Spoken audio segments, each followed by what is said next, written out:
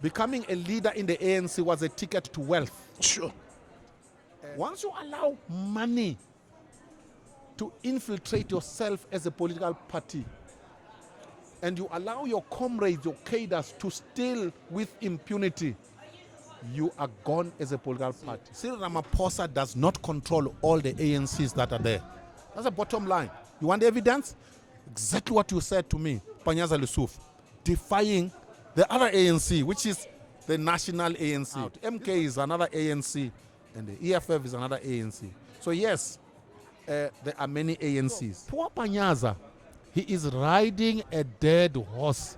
The ANC is a party of the past. It's not the party of the future.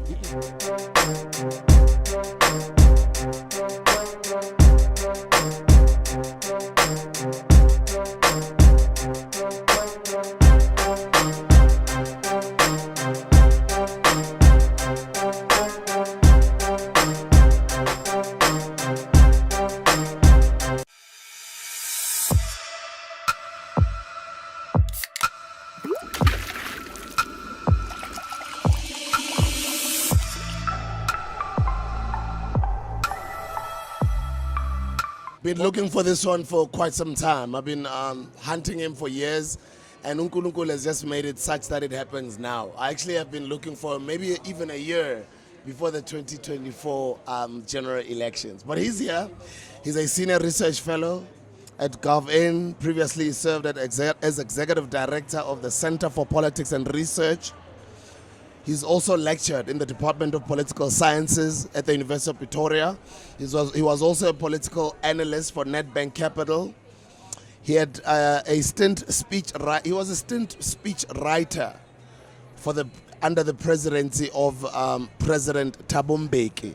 Prolific writer, commentator on diverse subjects relating to his training as a political scientist.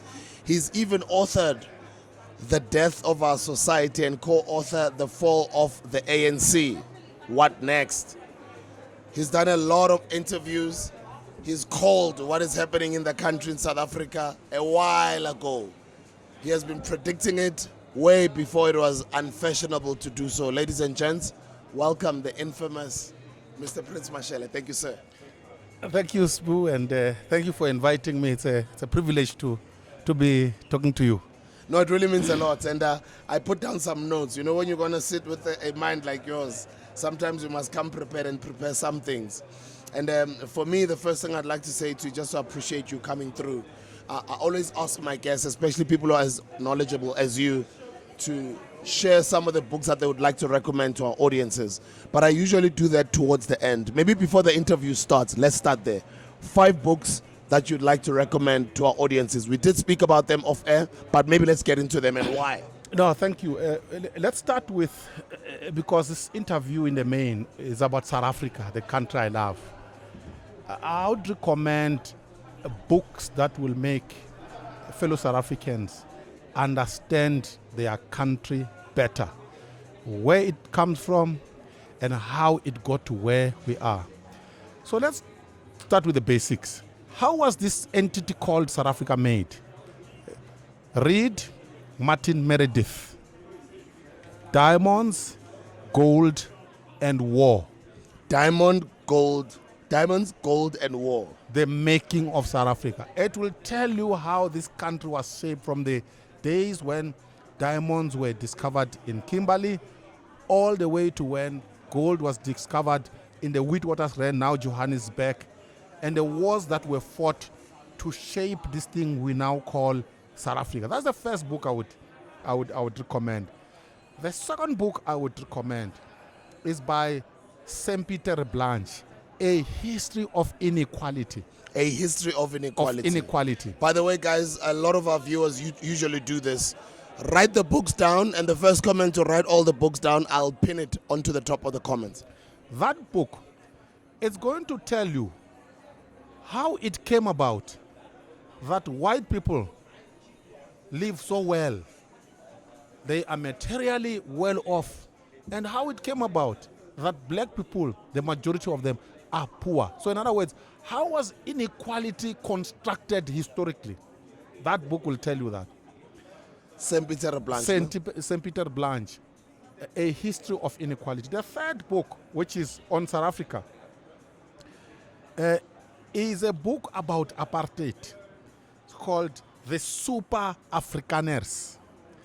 That book is going to tell you about how the Boers, the Afrikaners, captured power and how they ran this thing called South Africa from 1948 all the way to 1994. I think black people will have some lessons to learn in terms of how the Afrikaners ran this thing. Outside South Africa, the fourth book would be Race and Culture. Race and Culture. By Thomas Sowell. This book will tell you why, if you are worried about the way black people behave in the townships and in the rural areas, it will tell you why we behave the way we do. And it's important for us to understand ourselves. The last book that I would recommend is a book by a Brazilian scholar, Roberto Mangabeira Unga. The title of the book is False Necessity. This book is going to tell you that the things you think cannot be changed can actually be changed. It is not necessary for things to be the way they are. In your space, in your society, wherever you are, the things you see were created by people. You can revise those things, whether it's systems, institutions, or your personal life. It's not necessary for your life to be the way. False necessity. So I've given you 5 books. Interesting week in South African politics. Celia's, as they would say, it's a silent S. They say it's Celia, Mr. Celia Brink, who has just been ousted as the mayor of Tshwane. Roman Kabanak and Ronaldo Gous, both booted from their jobs from the DA. Minister Mam Tembi Smelane remaining in her post in the Department of Justice amidst the VBS scandal. Your assessment of the state and the performance of the GNU as we sit right now, end of September, beginning of October 2024, 100 to about 110 days after the elections? Let's start here. Before the elections, we as South Africans were anxious. As a society, it didn't matter where you are, whether you are white, black, Indian, colored, we were all anxious. Even at an individual level, just think of it. Before the elections, how you perceived South Africa. You were anxious. Why? There were many things that were wrong about our society. One, crime was rampant in our communities before the elections. 2, the economy was falling apart. No jobs, no new factories being established, load shedding. When we thought of the future, we were all worried. It doesn't matter where you are, we're all worried. So that was the political climate, temperature before the elections. Now, the elections and the outcomes could either do 2 things. One, to make us more scared, or to make us a little more relaxed. That's what the elections and the outcomes would do. So if you ask me, are we more scared after the elections and in the context of the government of national unity? Some people will give you their opinions, they are entitled to it. I think South Africans are calmer after the elections. There have been noises in the main. The noises around the GNU came from political parties themselves, those who are in and those who are outside. But if you take the average South African, they are calmer, they are less scared under the government of national unity. You know why? It is because of these 2 things. The government of national unity, if you look at it, who does it bring into the fold? It brings black people. The ANC is a party of black people, let's be honest about it. It also brings white people. The DA is a party of white people. We must not lie to each other about it. So when you look at, these are the 2 main parties that are in the government of national unity. White people feel that they are now represented in that government. You know, when you look in the mirror, you want to see yourself. You don't want to see another person. Yeah. So even white people now, they see themselves in that mirror called the government of national unity. Black people also see themselves there when they look in the mirror. That's why people are a bit calmer about it. If you had a different arrangement where when we look in that mirror, we didn't see ourselves, I think we would be more scared and more worried. So my argument is that we are calmer as a society. But this government of national unity is way too young to think that it would have delivered manna from heaven. All it has done is to send a signal. That's all it has done. It hasn't achieved much beyond that. And it's going to take the next 2, 3, 4, 5 years in order for us to assess it and say, has it delivered? How would I assess it? Say 3 years from now. I would assess it on the basis of one, over the next 3 years, there must be no load shedding. South Africans want power. Over the next 3 years, the trains must move to the ports from wherever South Africans are working and digging out stuff. 3, the food prices must come down because inflation is under control. Food is expensive and we feel it wherever we are. So these are crime. The police, we must trust the police more after 3, 4, 5 years under this government. If these concrete things don't happen, I will be the first to be critical of the performance of the government of national unity. So when we think of government, let's think of the things, the problems that we experience and say, does it solve those problems? We must not think about big slogans and ideologies because people don't eat slogans, they don't eat ideologies. You called it. And you called it years ago, not even just before these elections. You called it even before the previous elections, that the ANC will keep on decreasing. And you also started your rhetoric that South Africa must start bracing themselves for a country of coalition politics. What informed it and how did you know? Number one, my training, I'm trained as a political scientist. That's my training. Yes. So what do they train us to do as political scientists? They train us to think about what moves societies. That's what we do. The institutions, the political parties. So when we look at a society, we look at systems and institutions. And we can tell when societies and political parties begin to crack. We are the first to see it. We are trained to do so. We are not sangomas. Because societies are held together by institutions, including values and cultures. That's why when we look at a political party, we can tell if that party has a future or not by the way it conducts itself.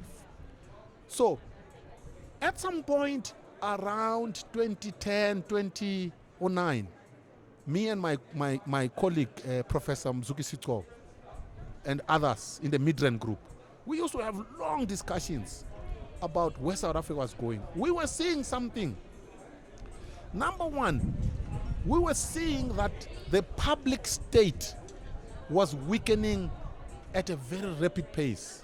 So everything public was becoming weaker and weaker. Everything private was becoming stronger and stronger. And that is big trouble.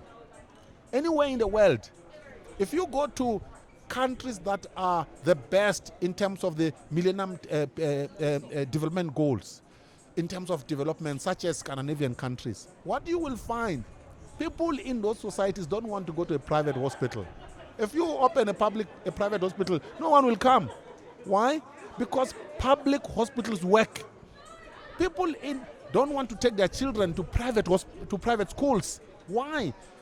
Public schools work. So we were observing that in South Africa around that time, everything public was falling apart. Schools, hospitals, the police. And we said, this country is going down, number one. Number two, countries are run by political parties anywhere else in the world. So we looked at the political party that was in power at the time, that the ANC.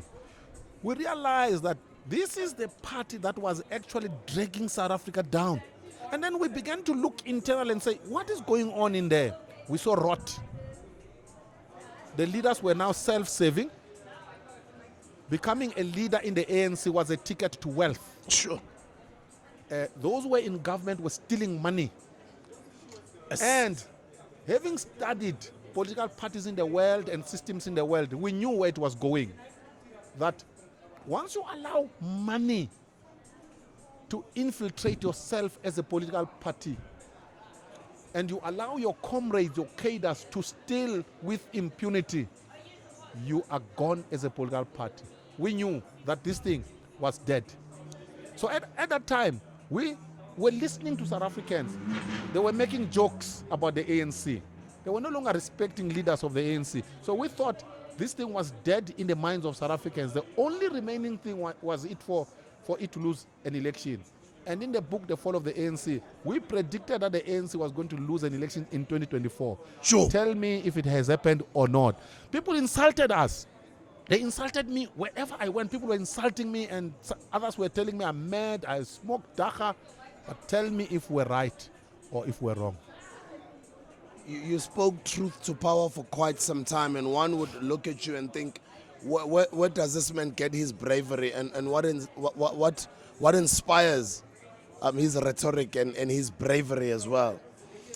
What I would like to know is, most people don't do that because they're scared for their lives. People have got children, people have got livelihoods and jobs, and people are afraid of losing business opportunities or career opportunities. Did you ever get any death threats? And what made you decide? Because maybe, I don't know, I'm assuming you were initially a member of the ANC. Maybe we can start it then and come this way. And what changed? Number one, yes, I was a member of the ANC. I was a SASCO activist. I was actually a leader of SASCO. I was a member of the ANC Youth League. I was a member of the ANC when I was a university student and so on. But the most important thing is this. I got into the ANC via student activism, SASCO. And there is something I will never forget about SASCO. At least my SASCO during that time. They taught us to think critically. It is one of those organs of the ANC that encouraged critical thinking. The other was the South African Communist Party, used to encourage critical thinking. So in the traditions of critical thinking, at some point, and now I was educated and I'm working, I realized that there is absolutely no way that I can outsource my thinking to a collective called the African National Congress. I said, you know what? I have brains. I read books. I know what's going on in the world. I'm educated. I can actually feed my children without me being done any favor by anybody. Even now, for the past 15, 20 years, I have been self-employed, by the way. I employ myself. So why must I be afraid that someone is going to affect the life of my children if I can create work for myself? To be educated means exactly that.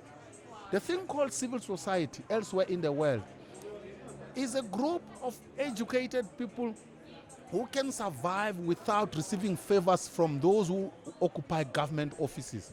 So I foresaw this thing long time ago. I said, I don't want to depend on this bunch. So I exited that space, number one. Number two, as a student of history, that is world history plus South African history, I knew when I took that decision to be critical and speak open, that actually I lived in a better society compared to the society that Mandela and them lived in. I mean, during apartheid, if you uttered a critical statement against or about the National Party at the time, you would be arrested that evening, or killed that evening, or go to jail that evening.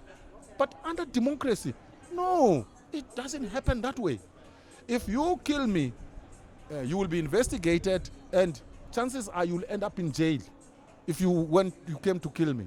But also, if you kill me, you're not going to kill ideas. So I knew that I was living in a free society. Lastly, in relation to this, is this. Yeah. So I understood South Africa to be a laboratory. The new South Africa to be a laboratory. That it would become what we make of it. And I felt privileged that I can decide what kind of a society I want to see in the future. Do I want to see a society where people speak freely, or do I want to see a society where people speak with fear? I said I want to see a society where people speak freely. And if I want to see that, I must practice it myself. That's why I took a decision to do so. Death threats. Yes, I have received death threats. And I rarely speak about this thing. There was a time when an intelligence operation was unleashed upon me. I was shown a thick file about my life. Spies went into my village in Agincourt, somewhere in Bushbuck Ridge, and I was shown this, and there were options placed on the table, and I knew that. But it didn't deter me. Look, I was not brought to this earth by those who hate me.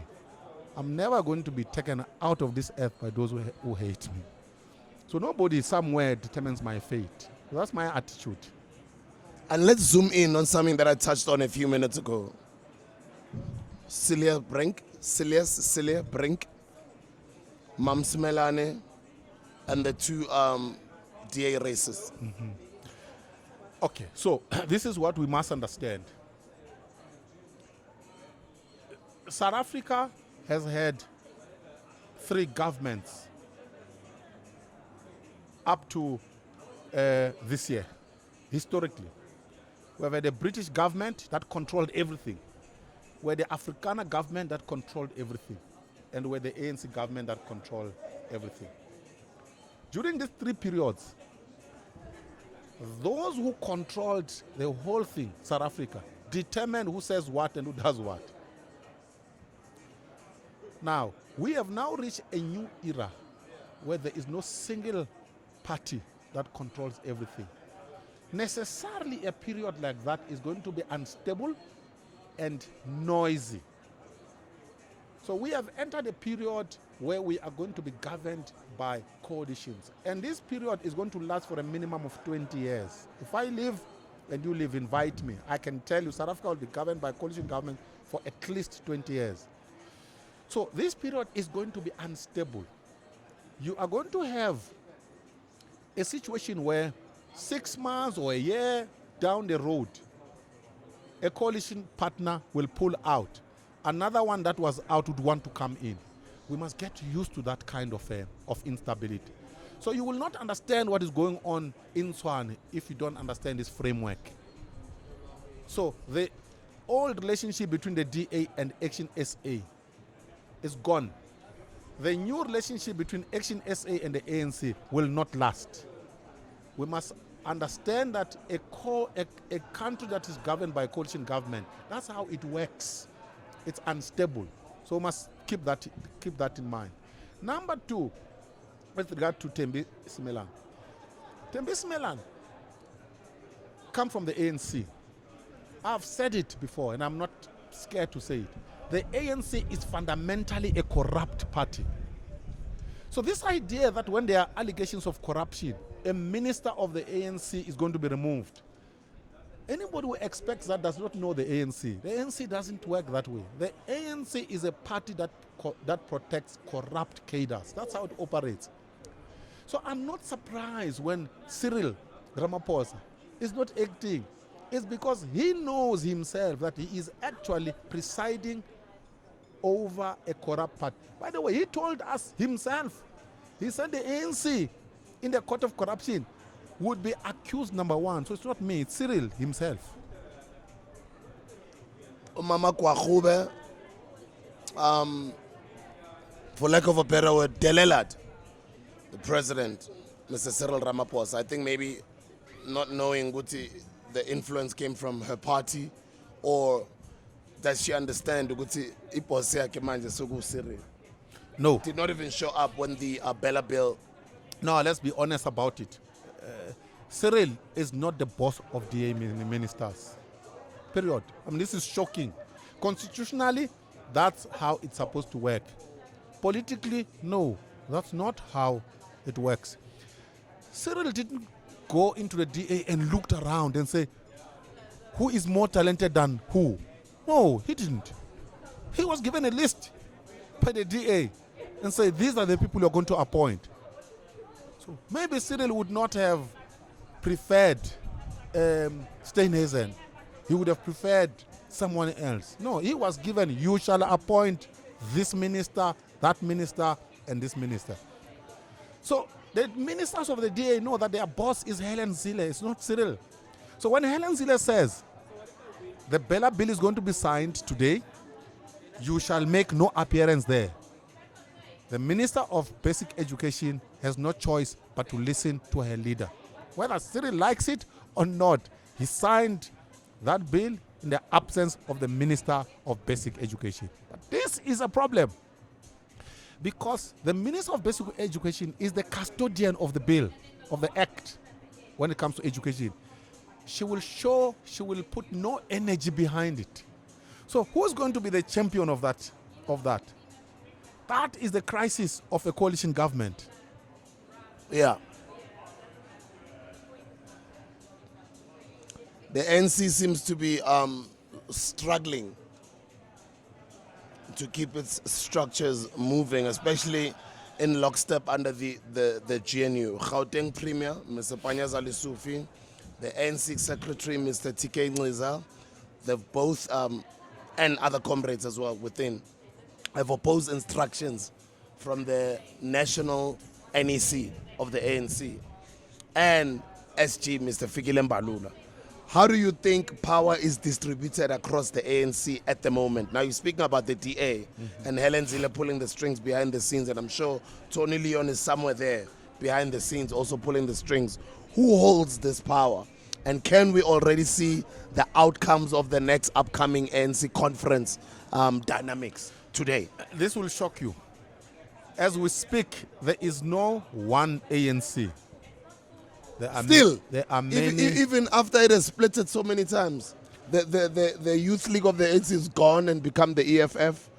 The RTE forces or faction of the ANC has gone and become MK. Even in the remaining ANC, are you saying we still don't have one ANC? There is no one ANC. There are many ANCs. Even in the remaining ANC, Cyril Ramaphosa does not control all the ANCs that are there. That's the bottom line. You want evidence? Exactly what you said to me, Panyaza Lusuf, defying the other ANC, which is the national ANC. He's got his own provincial ANC. He doesn't care what the national ANC thinks. There's a government of national unity involving ministers of the DA. He doesn't have MECs of the DA. He simply does what his ANC wants to do in Gauteng. And look at the deals that he is striking with Action SA, for example, in Tshwane, and Johannesburg and Ekurhuleni. That's not what the other ANC, the national ANC, is doing. The other ANC at the national level is doing something else. So this idea that there is one ANC that's controlled by Cyril Ramaphosa is a myth. It does not exist. If you don't understand that, you won't understand the ANC. Here is the calculation. The calculation on the part of Panyaza. Panyaza Lesufi represents the younger ANC that still has an interest in the future. Cyril Ramaphosa represents an exiting ANC that has an interest in the now. So Panyaza is calculated, and he thinks that the sentiment of black people in particular are not on the side of what Cyril is doing at a national level. He thinks that he needs to align himself with the future. And in his calculation, the future does not want an alliance with the DA. Period. Does not want a coalition government with the DA. That's why he's defying that ANC. He's positioning himself for the leadership of the ANC into the future. He knows Cyril's history.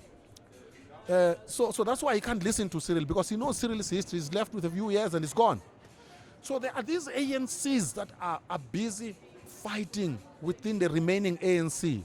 And we know that the others have gone out. MK is another ANC and the EFF is another ANC. So yes, there are many ANCs. The ANC that is important at the moment, it's actually the ANC of Panyaza, because that's the ANC of the future. It's not the ANC of Cyril. The ANC of Cyril is a placeholder, just to manage things for the next 2-3 years. Remember, Cyril is going to exit the presidency of the ANC a year to 18 months before the end of the term of the GNU government. Someone is going to be in charge of the ANC before the end of the life of this current GNU government. Panyaza, that's where his money is. Panyaza, DP Paul Mashatile. Yes. These two chaps are chaps to be watched if you want to think of the ANC into the future. But I'll say this, and I don't want like this. You know, the other day, Panyaza, I said he must pack his bags, and he came to me, we met somewhere, he says, "Kidi pack lady bag attack." Here's the thing, and I feel sorry for Panyaza. Serious? I feel very sorry for him. Why? He could possibly eventually end up as a leader of the ANC. He will never be a leader of South Africa. The ANC is Are you dead. saying he'll never be the leader of the country? The ANC is dead. It will never come back. Joe. Cyril Ramaphosa is the last president of the ANC to be president of South Africa.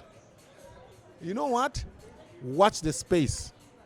You will ask me how I have foreseen it. I did say that Cyril Ramaphosa, even before these elections, was presiding over the funeral of the ANC. People thought I was crazy.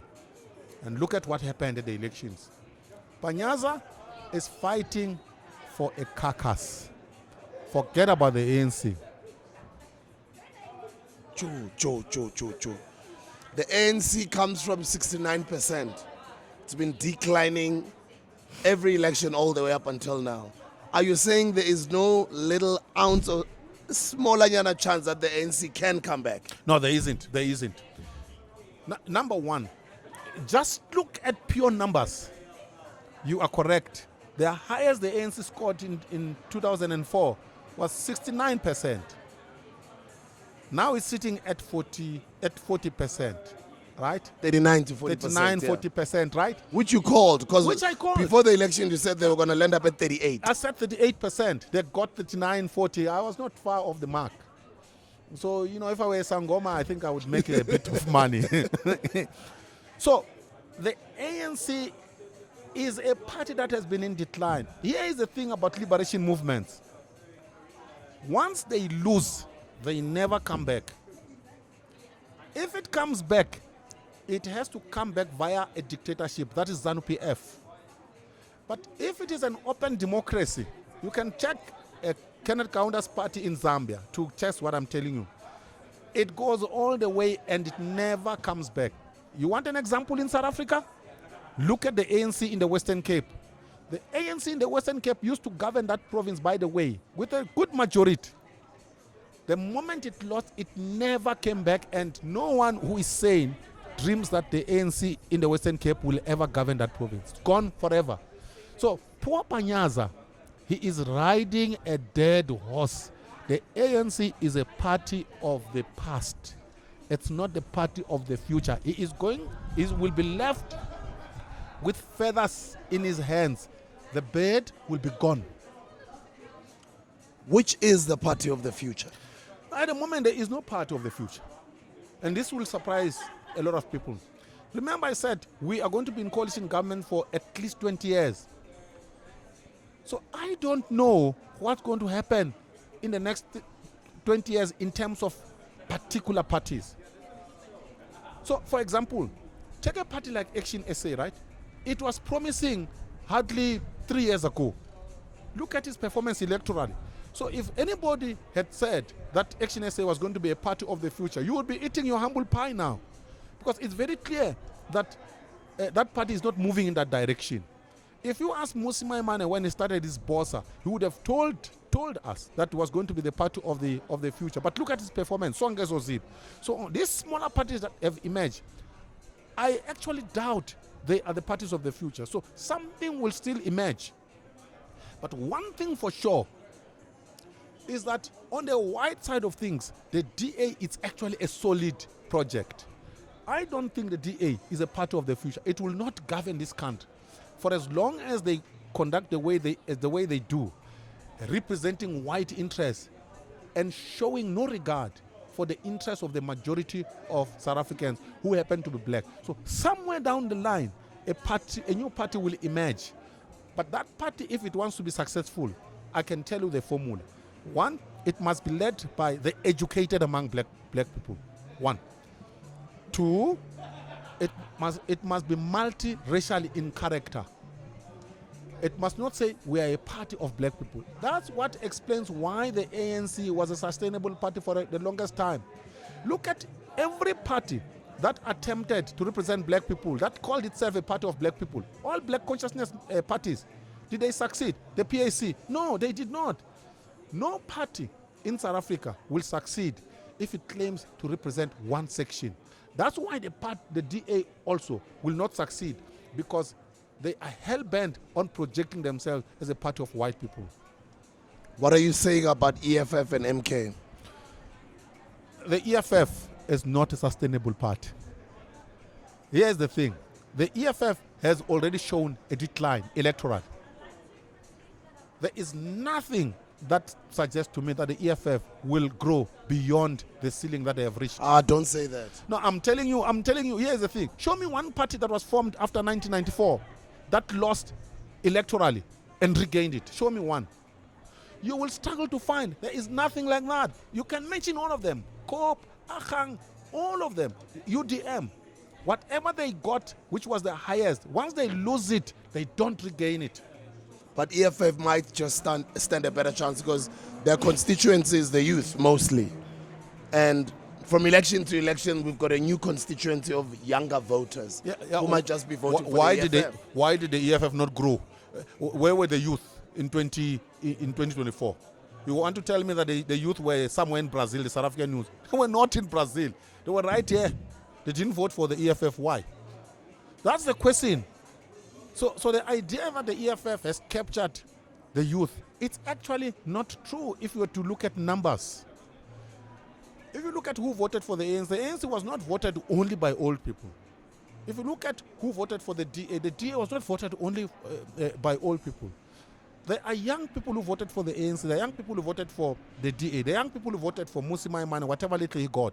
So it is not true that the EFF controls the youth vote in South Africa, number one. Number two, the ructions that have happened in the EFF, this Floyd Chibambu and Julius Malema, don't underestimate it.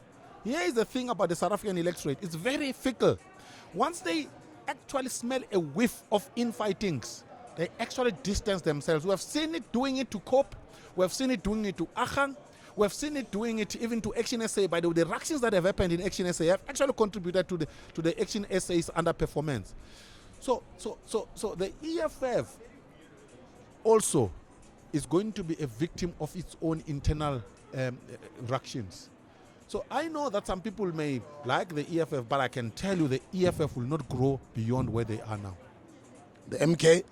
The MK party is not a sustainable party. Here is what makes the MK not to be sustainable.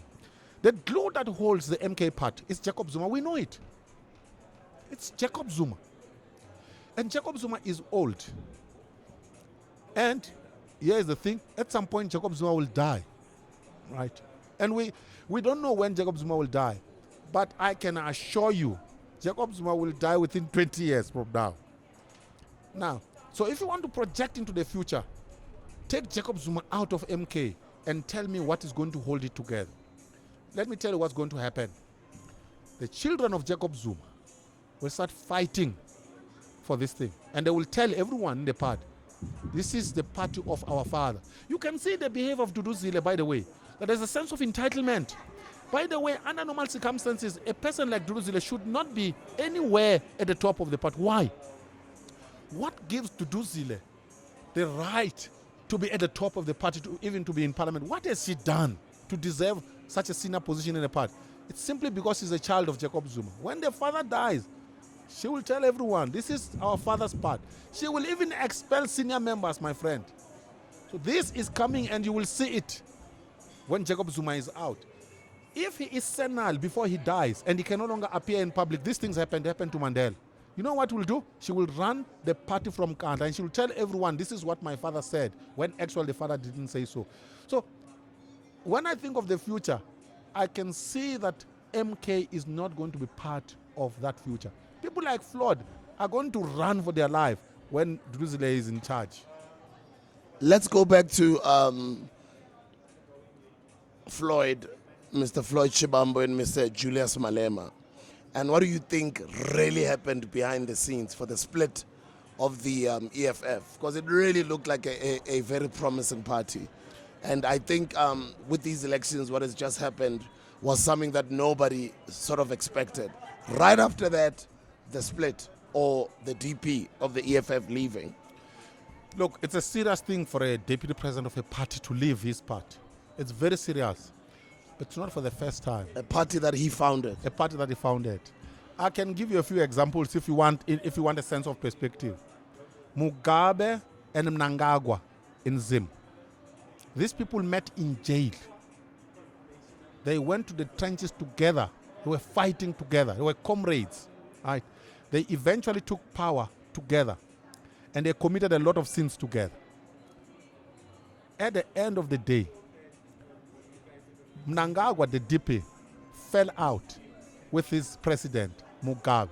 He had to walk to cross the border from Zim into Mozambique, and eventually ended up like on foot, a deputy president, a whole deputy president, because Mugabe wanted to kill him.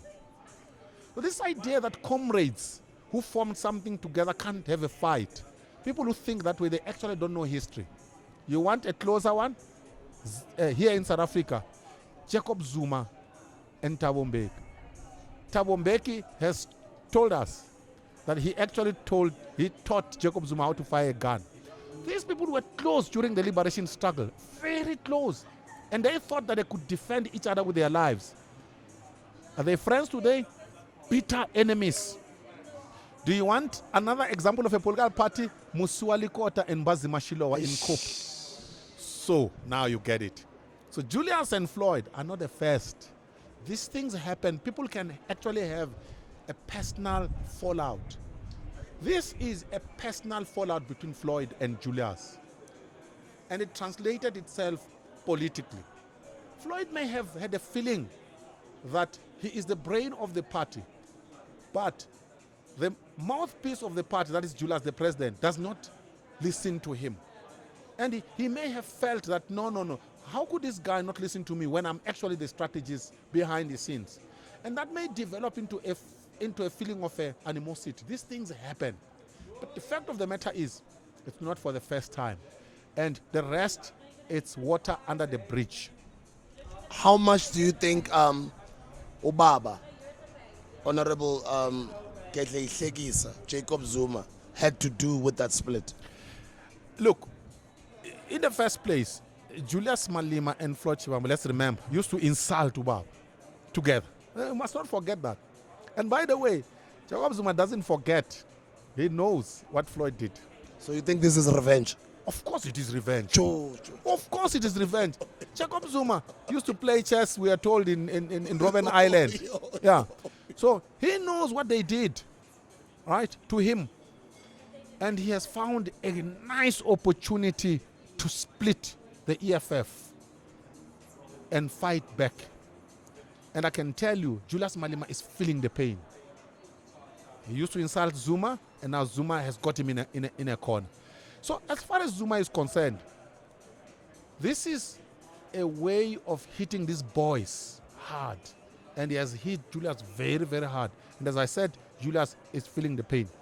And I can tell you, the EFF will not survive this. It will die out of this. Even though the MK itself is not a sustainable party. By the way, if you look at the position that they gave Floyd, people are making a lot out of it. It's actually a terrible position to be a national organizer of a party. Why? You do the dirty work. You do the dirty work. And by the way, you become the most hated. I have seen a clip, by the way, on Twitter of Floyd in a very chaotic meeting in KZN, being insulted by MK members, by the way, shouting at him. I can look for that, and if you look, you will find that. It's not nice in there. So Jacob Zuma is very smart. Make this guy a national organizer. He will run around. He will be hated by structures, because where there's chaos, he must go fix that chaos. To set up structures anew, it's very complicated. And Jacob Zuma knows that Floyd is going to struggle to do that job. It's not a glamorous position that they gave to Floyd. Yeah. Now, as we continue with our conversation, are you saying that Obaba knew all along what he was planning for his future in the MK, or do you think there is some sort of potential good leadership position for him in the future? No. If you look at... So he was just put there to just die out? Yeah, die out. He will die out. Just look at the structure of the MK, right? The president is Zuma, right? The leader of parliament is who? Is Klopp, right? And then the caucus leader is Jimmy Manyi, someone who comes a long way with Zuma. Yeah. Floyd Shivambu is not in that mix in terms of who controls the party. As I said, being a national organizer is actually a very rough job. So he is put there to die out. He will die out. He's not going to last forever in that. And by the way, it will be easy to deal with. In the first place, the biggest component of MK party is KZN. Floyd doesn't come from KZN. What can he organize in KZN? So if he causes some nonsense, they will tell him, no, don't worry, KZN is sorted, it's okay. Go to Limpopo and organize there. That's how they will get rid of this guy. KZN is where Zuma is in charge. So Floyd is not going to control structures in KZN. Absolutely not. In any case, by the way, those structures were there before Floyd came in. So he is going to die out. So Zuma is a master when it comes to playing political chess. Floyd is going to learn if he's not aware. Coming back to the EFF, Dr. Ndlozi? Dr. Ndlozi, by the way, I feel sorry for the chap with his PhD. He is no longer trusted by Julius. It's very clear. Anybody who has eyes can see. At some point, was prominent as a spokesperson, was removed. And you can see that he is struggling currently in the EFF to locate himself. And he has very little options, by the way. If he leaves the EFF, where does he go? He goes to MK. He is intelligent. He can see that this MK thing is not sustainable. So it's very risky. And remember, he receives a salary from Parliament via the EFF. And the salary is important. If Dr. Ndlozi loses his salary, he's going to be in serious problems. So that's the first option, is going to MK. He will not go. Number two, the other option is to go and find a job in society. What kind of a job do you think Dr. Ndlozi can? The chap has never worked. So the idea of waking up in the morning, going to a company somewhere and doing work and you have deliverables, he has no idea of that. So he can't work. The best maybe you could say he can do is to business. teach. Is to teach Business. as an academic. No, I'll come to business. Okay. Even teaching, by the way, I have taught at university, I know how it works. You start by being a tutor, like a junior tutor, and you go up. Before you become a professor, my goodness, you've gone through a lot. He can't do that. He hasn't done that. Business. What kind of business? What kind of business? You can't wake up because you have failed in politics and you say, I'm a businessman. You know, Sbu, you are a businessman. It's not glamorous to be a businessman. Yeah. I sell in the streets every day. Exactly. And then I double up with being in the office and all these Exactly. things. So basically, you are solving problems every day. If you are not a businessman in your blood, you can't just wake up and say you're going to business. So if this guy wants to sell in the street, let him try. He will see it's very tough. So the options are limited, and he's aware of it. So what will he do? He will stick around in the EFF unhappily for the longest time in order for him to receive a salary. I feel very sorry for him. The young, prominent, smart leaders in the EFF, do you see them emerging? And now they're going for, I think, their conference in the next couple of weeks? A guy to watch, by the way, in the EFF is Sinao Tambo. And he's liked by Julius. Yeah. So that's the guy to watch. I think he has a future. But as I said, the EFF as a party has no future. So more or less a guy like Snautam is standing where Panyaza is standing in the ANC, riding a horse that is actually tired and cannot run anymore. So that's the future of a guy like Snautam and the younger ones. They will stick around. It will take a good 10 to 15 years for the EFF eventually to disappear if it ever disappears. It will be more or less, it will end up more or less like UDM, Holomisa. When Holomisa started, They had a few seats in parliament, but it dwindled until they remained two of them. It's Nkwankwa and Olumisa who are remaining. The EFF will go down that route. At the AfriForum case, Mr. Julius Malema did say he will preside over the matters of this country one day. He will be president. Does he stand a chance? Because he's an intelligent politician. No, he has changed. I saw him recently being asked the same question. He no longer says that. No. He says if the people of South Africa elect me, I will say yes. He knows because he can see the people of South Africa rejecting him. The party is not growing like this. By the way, if there's a party that has grown exponentially in the previous election, is MK. So if you think of yourself as a potential president, you would see yourself aligned with the MK than the EFF. So he knows that no. The fortunes have changed. He's no longer telling people that he's going to be president of the country. He knows it's not going to happen. Does John Steenhuisen last in the DA? Just Gokhel and Zille pulling the strings behind the scenes? Look, I don't see John Steenhuisen as a leader of the DA for 10 years. 10 years from now, no, he will not be president. Remember the DA, its term is about 3 years. So at some point he will exit. There will be another person. If you ask me who to watch in the DA, is the mayor of Cape Town. That is the guy the DA is preparing to lead the party. You have to watch Gordon Hill Lewis. That's the guy that we must watch, not John Steenhuisen. John Steenhuisen, give him another 5 years, but after that, I think there will be a new guy. The young chap who's running Cape Town, the mayor of Cape Town, that's the person they are preparing to lead the party. I did touch on it earlier on, but you did not zoom in and give me an answer there about the two DA racists and thinking if they would, look at people like this and want to bring them to parliament. Are there more other racists like them? And what does it say? No, here's the thing. There's no... You've got to understand the mentality of black people. Must understand the mentality of white people in South Africa as well. We come from a history where white people govern this country alone. And they never believed that black people are capable of governing. That's where we come from. Yeah. Now, you can't tell me that 1994, suddenly, these white people who never believed that black people can govern disappeared. No.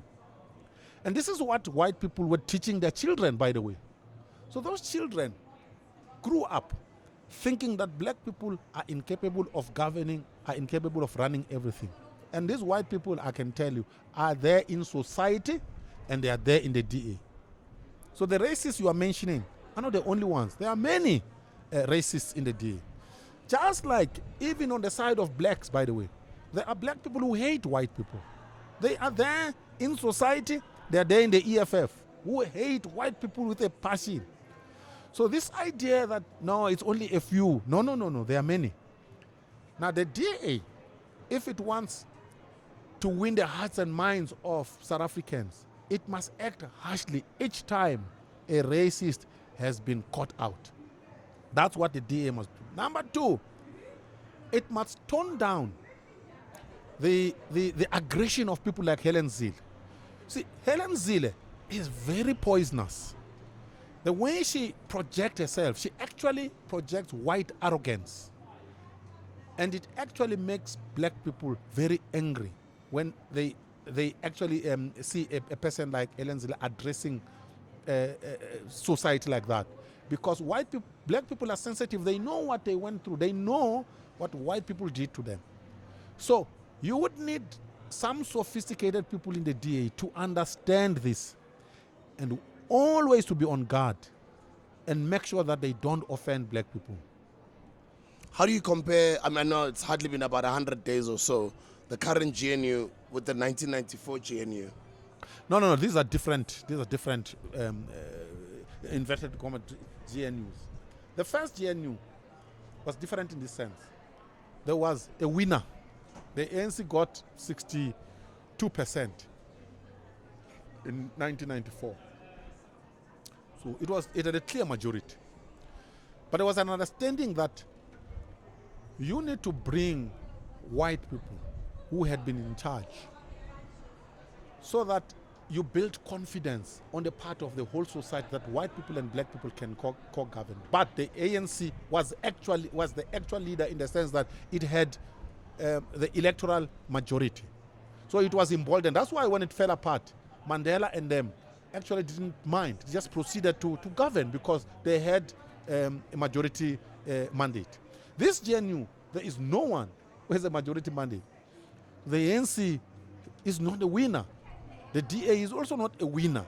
So this is a government of losers, actually, if you want to think. All of them? All of them. This is a government of losers. The ANC has lost, the DA has lost, Rise Mzansi has lost, BOSA has, all of those people have lost. They are aware that they need each other and that this thing is delicate. Number one. Number two, they can also afford to be arrogant. So the Minister of Basic Education, she says, I'm not going to be there when the president signs this bill. In any case, the president's party didn't win. And I'm there because Helen Zille said I must be appointed. So you can see that the dynamics are different. So no one in that government is confident. In 1994, the ANC was confident. So where is this GNU going, though? I've said this GNU is the lowest common denominator. That's what this thing, that's the character of this GNU. The lowest common denominator.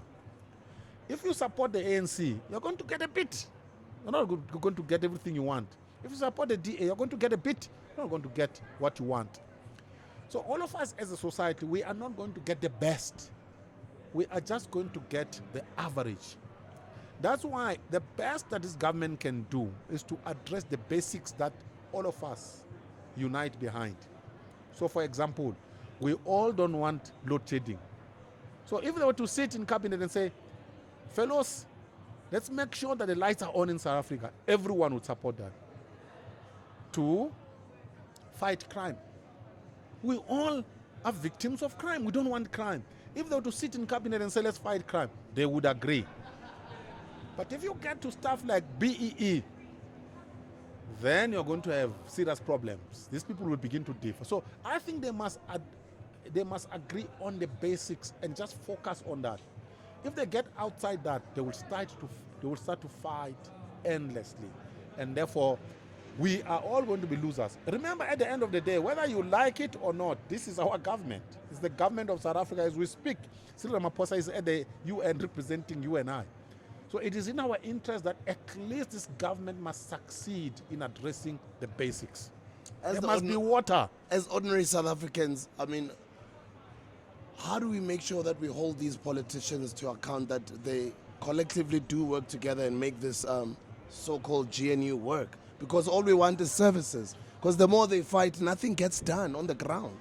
We must be vigilant. We must be more vigilant than before. When there is a racist who has been appointed by John Steenhuisen, we must make the loudest noise and say, this racist shall not occupy a public office. And this racist must be gotten rid of. When there's a corrupt minister, Smelan, we must make the loudest noise. That's how we're going to hold them to account. We must be merciless against all of them. Because if we don't, there's a thing about power. You know, when John Steenhuisen travels with Cyril Ramaphosa, they go to China and they sit somewhere in a bar and drink together. These people feel that power is very nice, and they can all get to a stage where they begin to hide things from us as the public and defend each other. We must keep that in mind, that John Steenhuisen can change. So what must we do?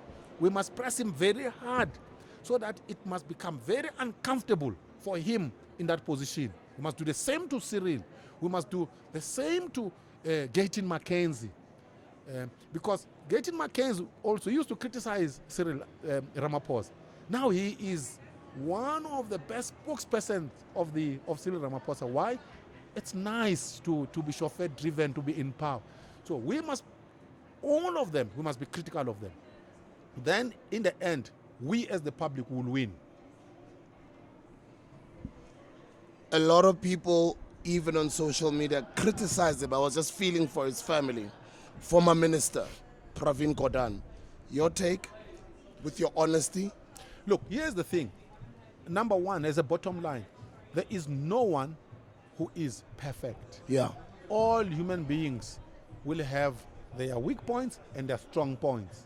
Number one. Number two, if you are a public personality, a politician, including me as an analyst, by the way, I get insulted all the time. I understand, I'm in the public. If I don't want to get insulted, I must just go into my house and lock up the door. No one is going to come and insult me in my private house. So, Pravin Gordhan, he has served South Africa. Number one, he participated in the liberation struggle in order for us to be free. We must thank him for that. Number two, he actually occupied different positions in government, including being SARS commissioner, by the way. And he did a lot of good work in building SARS. We must thank him for that. Number three, there have never been serious accusations that Pravin was corrupt, that he stole money. So if you look around in the ANC, you can find individual ministers and former ministers, people like Zizi Kodwa, who are now standing before a court of law, who have been accused of stealing money at a personal level. There has never been something like that with regard to Pravin. We must thank him like that. There are mistakes he made with regard to the governance of SOEs, for example. We must not hide those mistakes under the carpet. So when he was Minister of Public Enterprises, if you look around, he failed to improve the governance of state-owned enterprises. You will not show me one that he actually improved. All of them were actually in shambles. And this is because of his personal leadership style. He was the kind of a person who meddled a lot when he was in charge of an institution. So he didn't allow boards and executives to run the show. He wanted to get involved. He was a man of detail. So we need to be fair when we assess his legacy. I have personally interacted with him. I've debated with him and so on. He actually didn't like me, by the way, because I'm a very engaging fellow. I tell the truth as it is. He didn't like that. But there's one thing I know about him. He actually loved South Africa. He was a patriot. Remember, even if we differ, you and I, Sbu, there is something fundamental we must never forget. Even if you don't like what I say, I love South Africa the way you love this country. And that is what joins us together. So if there were to be a war, you and I would take up arms and be on one side and shoot the enemies. Must never forget that. Pravin was a patriot. He loved this country the way we all do. So when I go back to the ANC, and we touched on it a bit, DP Paul Mashatile and Mr. Panyaza Lesufi, who do you think is emerging on the next elections? And you did say, Uguti, things are different. It's not like before. Uguti, you become president of the ANC, you're going to become president of the country. But out of the two, I don't want to call them factions, but out of the two politicians, I see Panyaza emerging. Maybe not as president, but Paul has offended people. He became president almost the same way Didi Mabuza became. He became deputy president almost the same way Didi Mabuza became president. Didi Mabuza struck deals and dribbled people on the floor of conference and emerged as deputy president. After the conference, everyone was angry with Didi Mabuza. He was the most hated. That's why he understood. He was the most quiet of deputy presidents in the ANC because he understood people were angry. I said it, and people said no. I said, Didi Mabuza will never be president of the ANC. And he understood. When time came, he just vanished. Paul has offended people, by the way. His comrades in KwaZulu-Natal feel like he has dribbled them because he was on the same slate with the former Minister of Health, Zweli Mkhize. But look at what happened. All the people that KZN was supporting didn't make it at that conference, but Paul did. KZN was left injured. So in the next conference, They will be watching Paul. They will never support him. So he is actually not trusted. That's why he's not going to make it. The person who's still innocent is Panyaza. And he's a likable chap, Panyaza, by the way, and he makes very good noises. I would argue, by the way, that is generally a good leader. And I'm putting my head on the block here. If I look at Panyaza's generation across the political parties, Panyaza is not the worst of leaders. You may not like his politics, you may differ with him, but generally I think his heart is in the right place. When he was MEC for education in Gauteng, for example, he was a very responsible MEC. And you can see after he left that portfolio that his successor is not like him.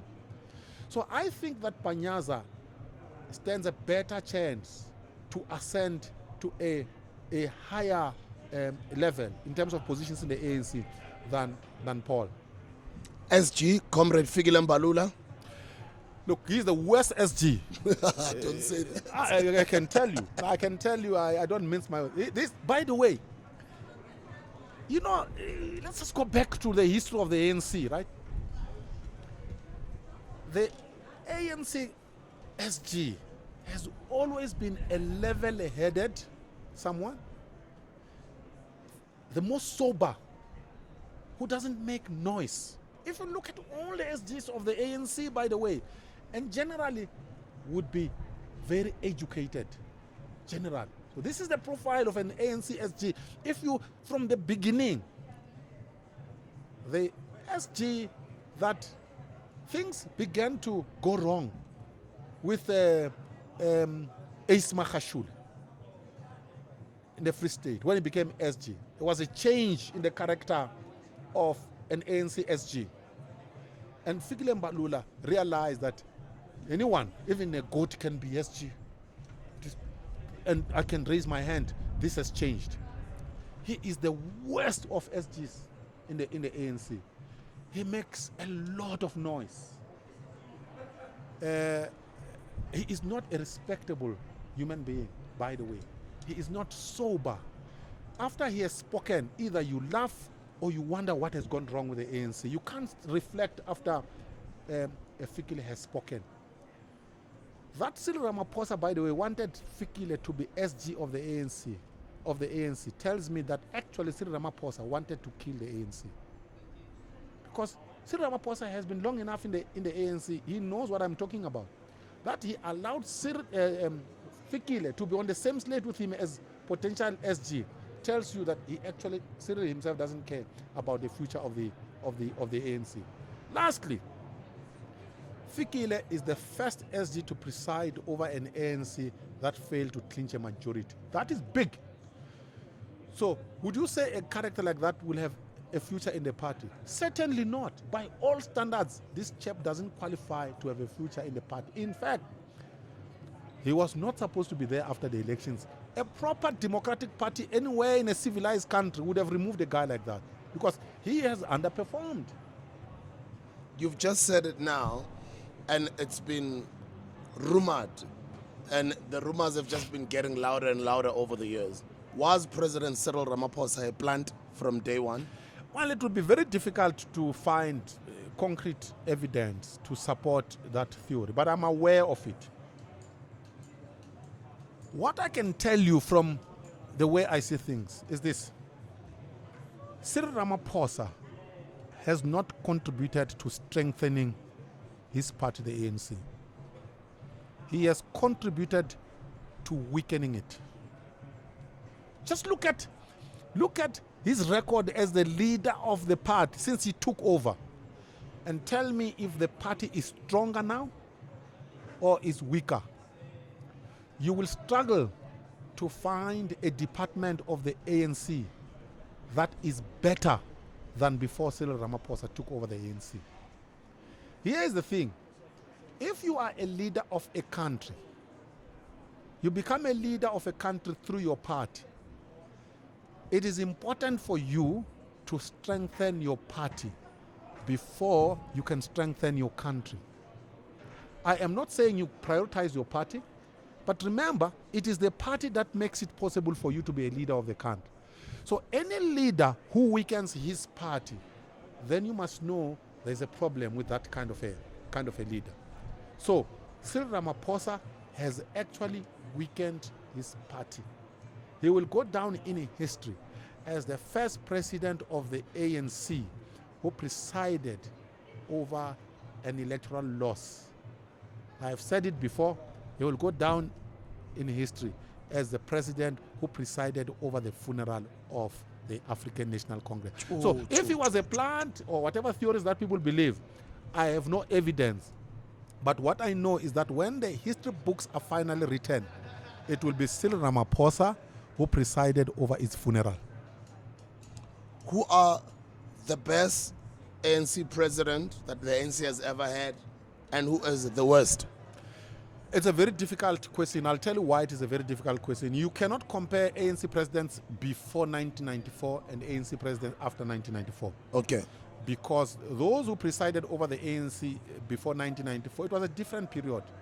And they actually didn't get the opportunity to be tested as presidents of a country. Or maybe should I ask it and say, I'll put it this way. Country presidents, okay. Look, without a doubt, Nelson Mandela was the best president of the ANC and of the country. Why?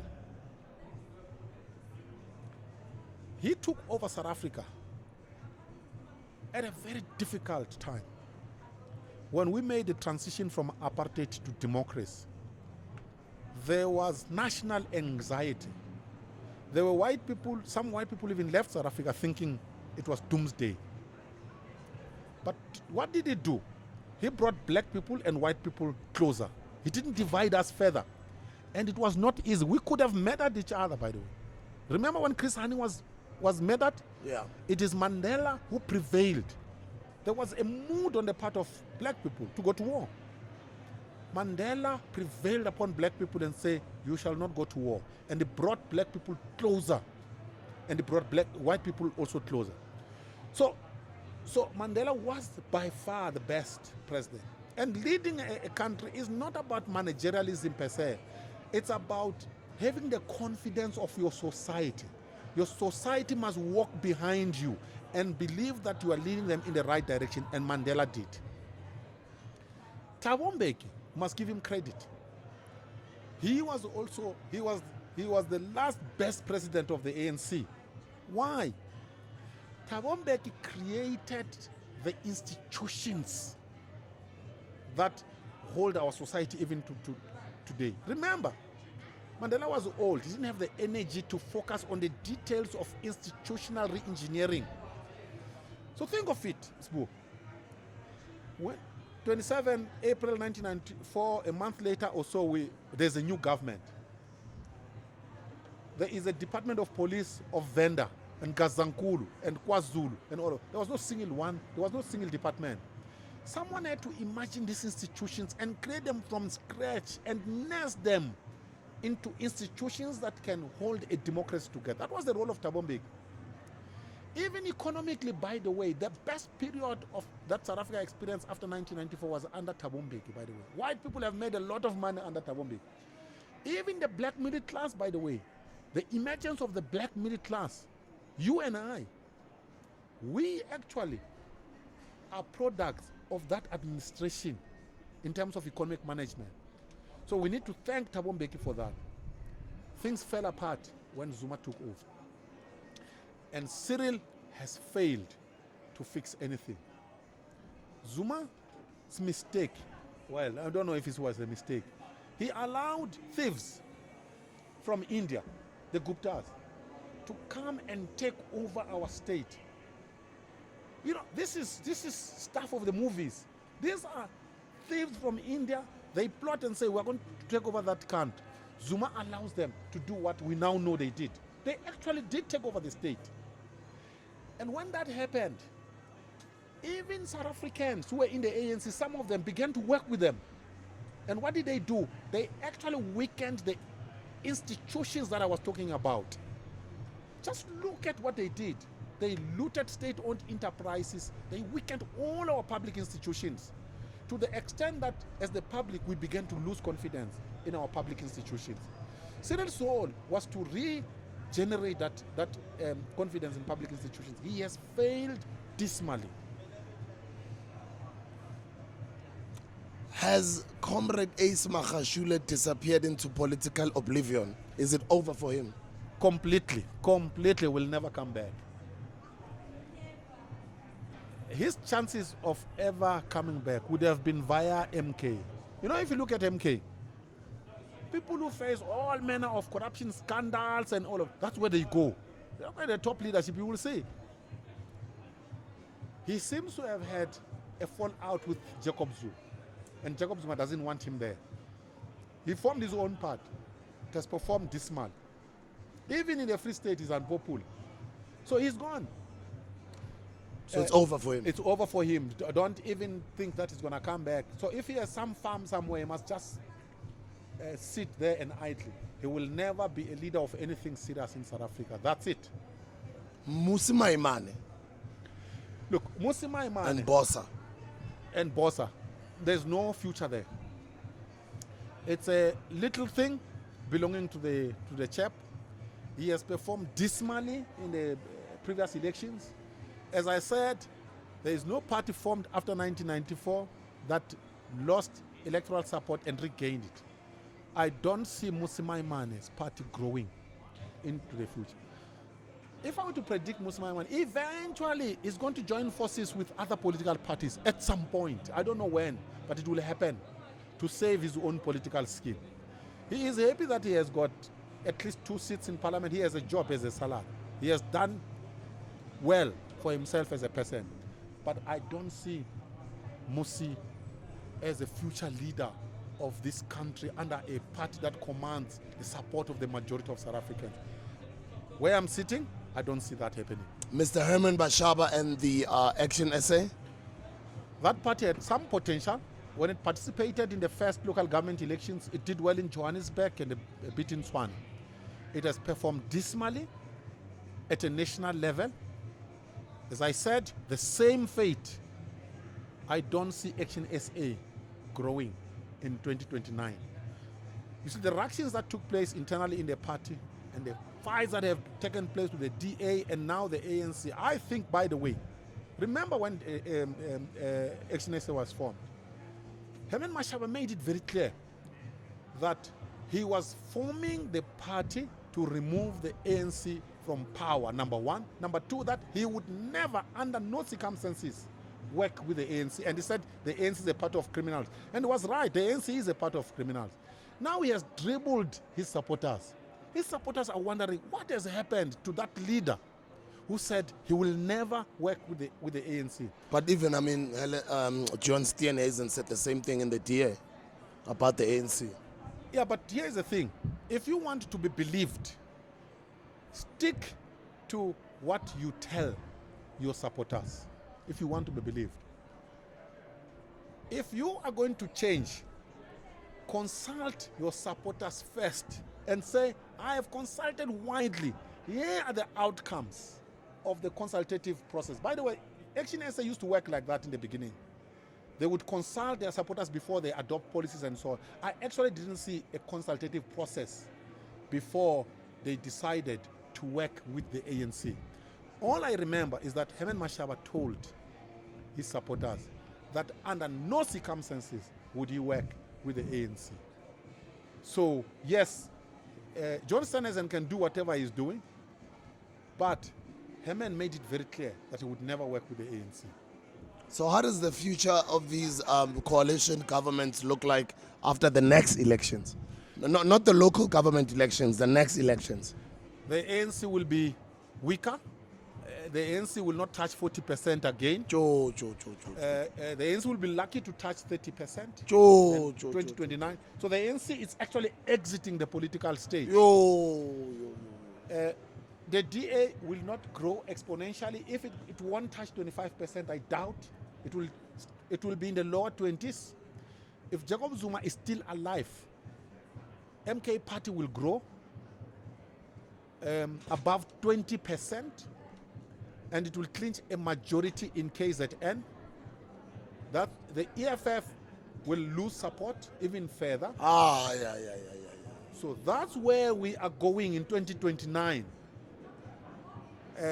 I think in terms of projection, let's leave it around 2029. But what I can tell you is that South Africa will be governed by coalition governments for the next 20 years. Of that, I am sure.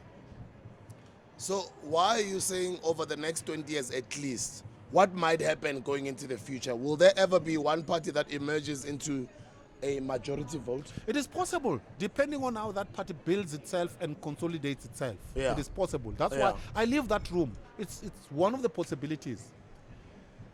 But when will that party emerge, and who is going to constitute that party? It could be that the people who are going to lead that party, by the way, are 13 years old now. Yeah, you never know. The youth is there. Some of them will go into politics. So to say that you know what is going to happen 20 years from now in terms of which party will be led by so and so, you would be making a big mistake. Anything is possible. So 20 years ago, by the way, or say 25 years ago, you would never have thought of me as a potential analyst. But today I'm sitting here with you, I'm an analyst. So anything is possible. Wow, what an interesting one, man. It's been so beautiful to watch you over the years and just to admire your bravery of speaking out and speaking truth to power, and just how the dynamics of South African politics have just evolved into these coalition governments that you called many, many years ago. How did you feel after the elections? Did you feel some sort of, Khoa is not my mother tongue, man. Exonerated is not the word. Like, did you feel sort of vindicated? Or it's something where you felt like, I knew anyway. My thing is this. I get worried. By the way, because I was one of the people who also used to get pissed off. Yeah, I know. And I used to think, you are talking nonsense. Yeah, no. Look, if there's an analyst who gets insulted, it's me. Yeah, if you look at the insults that people, hurl at me, I'm used to it. I don't worry about that. I focus on the ball. And for some reason, I get it right. Why? Because I'm a trained scientist. I don't care about noises. I care about systems, institutions, processes, and theories. That's my guide. So when eventually things happen, I say to myself, I knew it would happen that way. I forget about those who insulted me. In any case, if you play in the public domain, you must accept that you are going to have followers and you are going to have dictators. I'm okay with both. Should we expect another book? Definitely. My life is about writing. In the main, I do two things. I read and write. That's my passion. So for as long as I live, I will write more books. In fact, there's a book I'm thinking about now. I won't reveal much about, but definitely I will write. So do you think it might come up before the end of 2025? Or maybe a year after? No, it will be a year after. Definitely a year after. Okay. Not a year after. It will be after 2025. Okay. Yeah, but there is something that I'm working on. Is there maybe a little slight future in politics for you? No, definitely not. Why Definitely not? No. Politics is not for characters like me. I am ungovernable. This idea that there will be a thing called party line that was constructed by idiots that is going to prevail on me. I'm not wired like that. I cannot toe a party line. So my future is simple. I'll read and write books. I will, from time to time, if you invite me, speak the way I do. And I love life. I will listen to jazz. I love jazz. I'd like for us to engage more, but the most important thing that I'd like to get from you, especially for our audiences, is education. I would like for us to learn from you things like, because I love how you simplify politics. It's such a beautiful thing. And it's such a marvel to just watch you speak and listen to you. I would love for you to help us, even if it's like 1 or 1.5 hour, at most 2 hour, simplified political master classes to educate the younger audiences about politics. By the way, at heart, I'm a teacher. I love teaching. So if you invite me and say, let's have a master class, let's talk politics, and say, how was this thing called South Africa made from the beginning? And who has been behind the making of South Africa? And where are we in the making of South Africa? And where are we going as a country? And where are you as a young person or as a South African in this process? I would love to do that. So the day you invite me, I will come running. May the good Lord bless you. I appreciate your time. Maybe your last words to our audiences. Which camera can you look at? Just to Valelisa, the audiences. Oh, this one is mine. No, he can look at that one. Sure. Your last words to the audience. Look, my last words is that we have a great country. South Africa is one of the best countries in the world. It is our responsibility, you and I, to make sure that our politicians don't mess it up. Because if they do, we will have no other country to run to. So let's protect this beautiful thing we have called South Africa. Ladies and gentlemen, the great Prince MASHELE, I appreciate your time, sir. Thank you very much for your invitation. I really, really feel honored. It's my honor as well, and thank you for bringing your daughter. It was great to see your daughter, your twin, because you guys look alike. May she grow to become an incredible adult one day. Thank you. And an awesome, inspiring leader like yourself. Guys, we'll see you on the next video. It's not the last time that you are seeing him here. I'm very excited because I have been looking forward to this one, and I'm definitely sure that you guys did enjoy this one. Let's take it to the comment section. What do you have to say? Let's share. We'll also cut it up into all sorts of different clips that are going to be all over social media. We'll see you guys on the next video. Danko!